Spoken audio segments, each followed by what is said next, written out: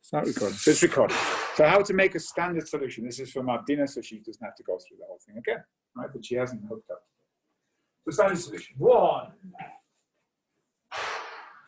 This is an interesting concept, but you, in this case, you're going to take a known amount of the substance. Yeah? So you're going to take a known, write this down, a known amount of the substance to form the solution. You're going to take a known amount of the substance to form the solution. Okay? This could be a liquid. If we're talking about making a standard solution of something that's a liquid, we need a known amount. So you could find, what's a known amount? You could find the mass of a liquid. You can put it on a mass balance. You could find the volume of the liquid, couldn't you? You need a known amount. Okay, in this case today, you would say e.g., what is it? What do they ask you to do? 2.5, about 2. Right, okay. E.g., this is today, weigh out approximately accurately, I love that phrase, approximately accurately 2.5 grams of sulfamic acid. Okay, so today it says weigh out dissolved sulfamic acid. Okay.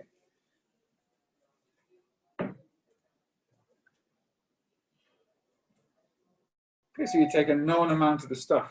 That could be, the known amount, it could be a solid, or it could be a liquid. Where I have a liquid, for example, give you an example. If I want to make a concentration 0.1 mole per decimeter cubed of ethanoic acid is a liquid at room temperature. Okay? So when I make ethanoic acid as a solution, I've got to measure out a certain amount of the liquid.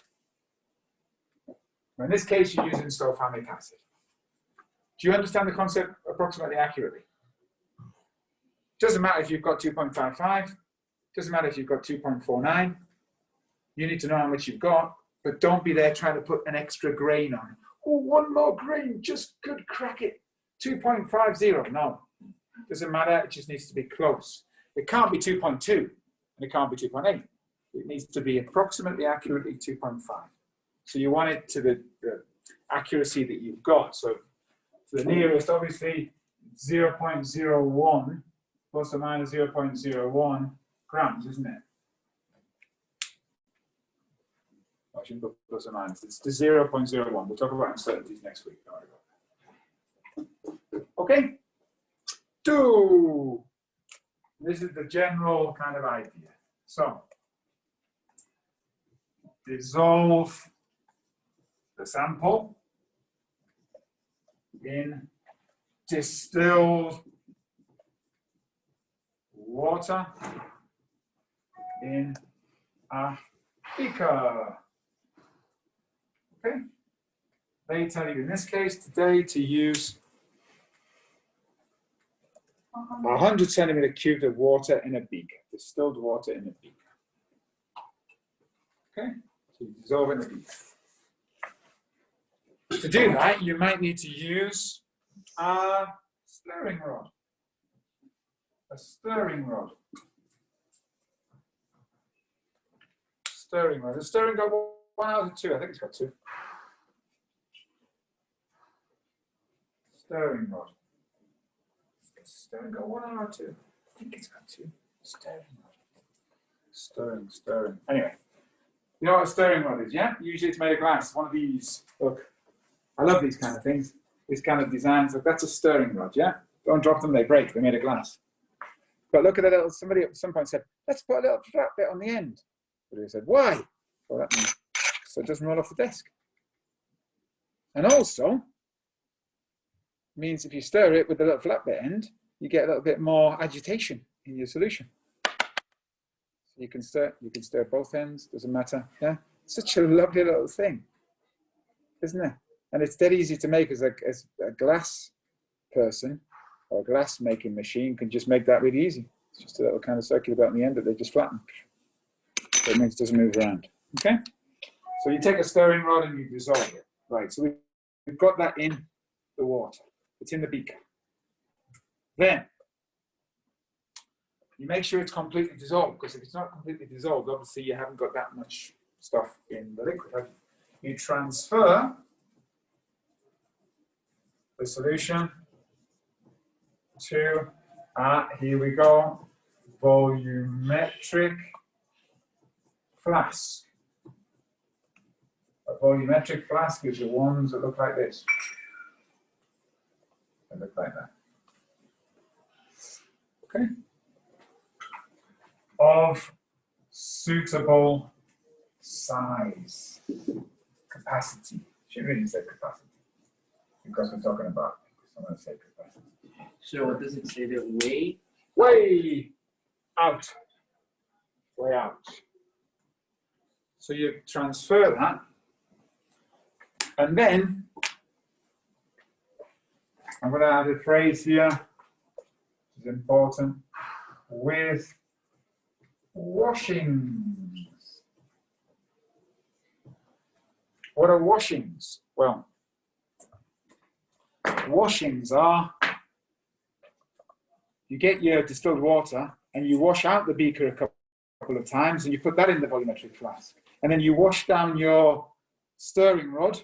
You've got to get really OCD about this, yeah? Oh, there might be some of my solid sulfamic acid might be on this. Wash that into your beaker and then pour that in. Get every tiny bit of sulfamic acid that might be inside your beaker and might be on your stirring rod into your volumetric flask. Every single tenth of a gram, no, hundredth of a gram of your sulfamic acid needs to get into your volumetric flask. Okay? Otherwise, you won't have a known concentration. With washings. It's dissolved, we've got the solution in there. So number 4, this is one of those classic phrases, make up the solution in the, I'm just going to put WF, the volumetric flask, make up the solution in the volumetric flask to the mark. We're going to make it up to the mark with distilled water. So I'm going to make it up to the mark with distilled water. Making things up to the mark is quite tricky. You've got to be very, very careful. Let me just get a volumetric flask. I won't get one of the ones that you're going to use in the practical. And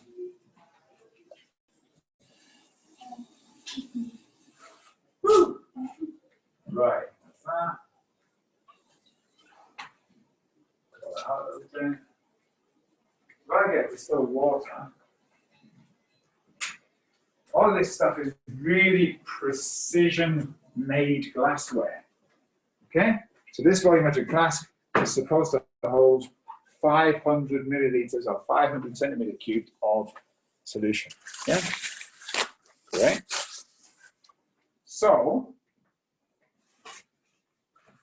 this is where I'd be. I've got my solid or my liquid dissolved in that solution so far, but I've got to make that up to the mark. The mark on these things is the little line. Can you see? Is it clear? Can you see a line? Yes, no? There's a little line here.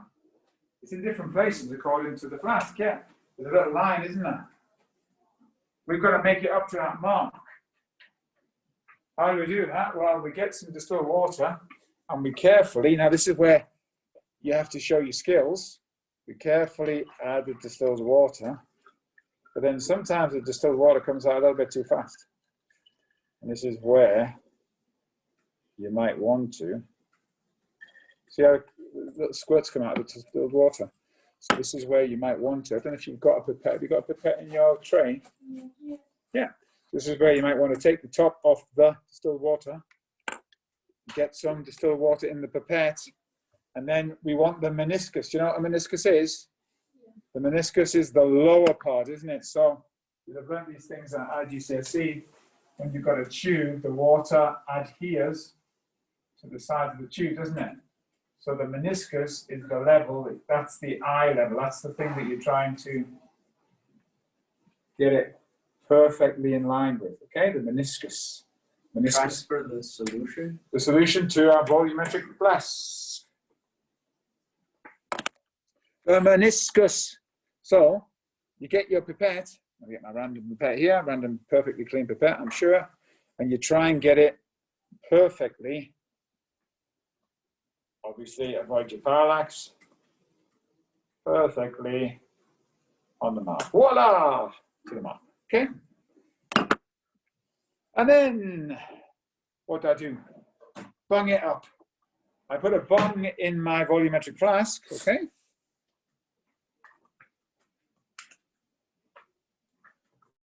It's a stopper, really.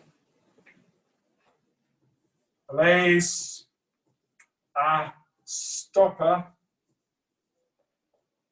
in the flask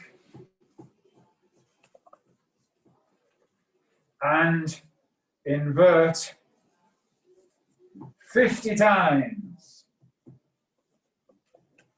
to ensure even concentration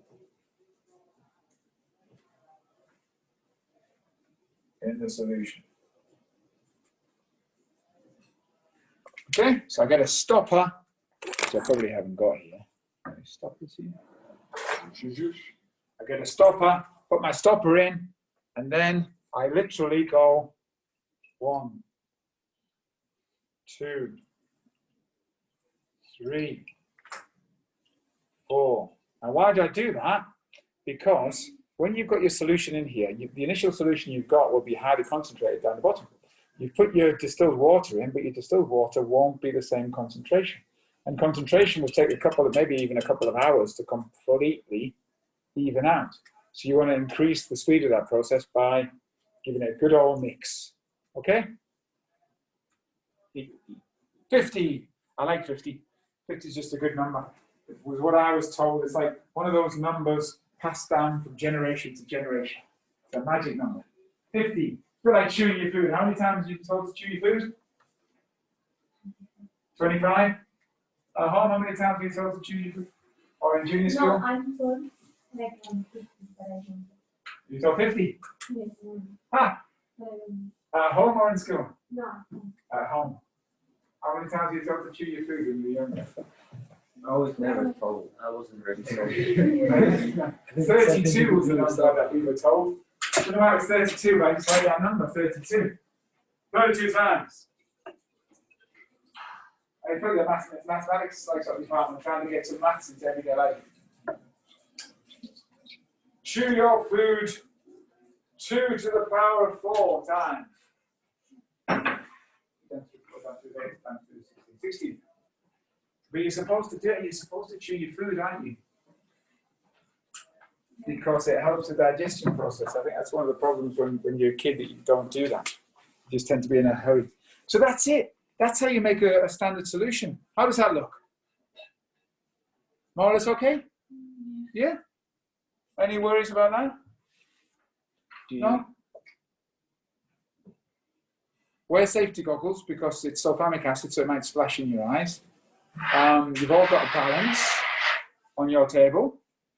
You've got a balance. Put your bags out of the way completely. Nico put it out of the way, took it under the desk somewhere. You can use the taps, but just use your side, okay? Lots and lots of alcohol on the hands if you think you're sharing things. And your challenge now is to make up a standard solution. And after break, we'll do a little practice titration. Enjoy. Now, ask if you're not sure. Ask if you are not sure. Do we get the goggles from the... Yes. You can, obviously you two are fine, but get your own goggles, please. And social distance. Do I need to put any of that stuff in yet? They're fine with that. You're making the solution. That stuff's for titration, isn't it? So think to yourself, what's my first step? So this is a really good test of who listens and who can follow instruction.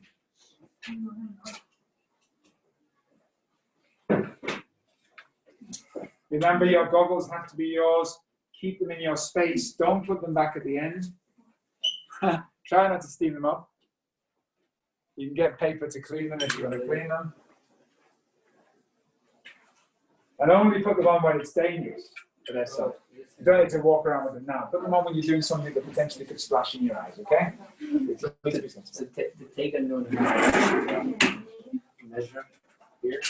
What did it say in the instructions of the Scoop approximately 2.5 grams of sulfuric acid into the test tube. into the test tube? No, it doesn't.